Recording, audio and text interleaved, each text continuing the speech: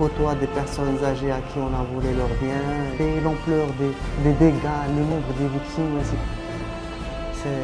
c'est beaucoup d'émotions. فاز به فيصل فقيهي الموضوع السطو على العقارات.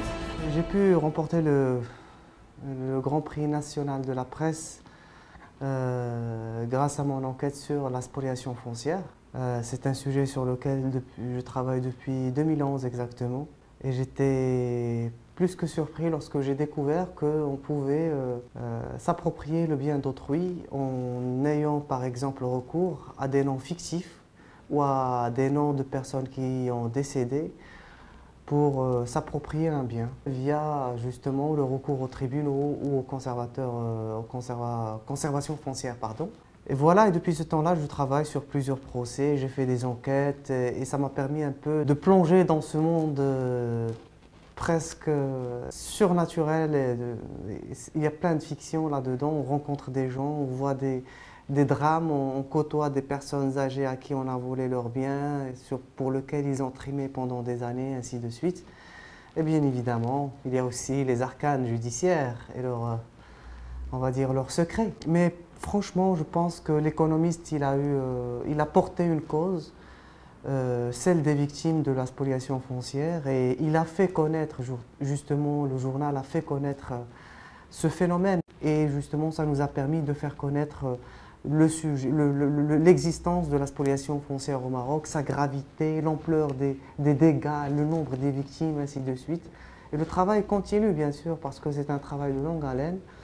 Et voilà, je voulais rendre aussi hommage à toutes ces personnes qui nous ont aidés dans notre travail, qui ont témoigné anonymement, parfois menacés, ainsi de suite. Ils ont eu beaucoup de pression et ils ont tout de même continué à nous aider dans notre travail d'investigation. Et je tiens tout de même aussi à dédier ce travail à cette victoire ou cette consécration, entre guillemets, à toute l'équipe de l'économiste, à tout le personnel des comédiens et particulièrement Madame Nadia Salah, avec qui j'ai appris le métier.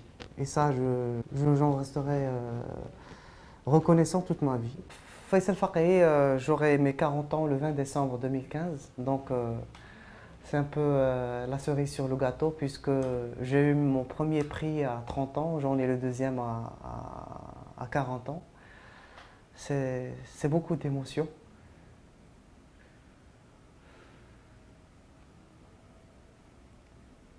Et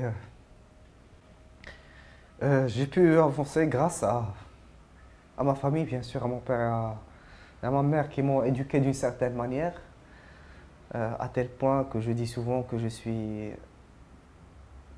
un idéaliste, voire même imbécile, de croire encore en quelque chose de vrai dans cette vie. Je pense aussi à ma femme qui m'attend jusqu'à minuit, parfois beaucoup plus, lorsque je rentre d'une audience qui dure jusqu'à 3 heures du matin, à mes enfants, qui sont mon carburant.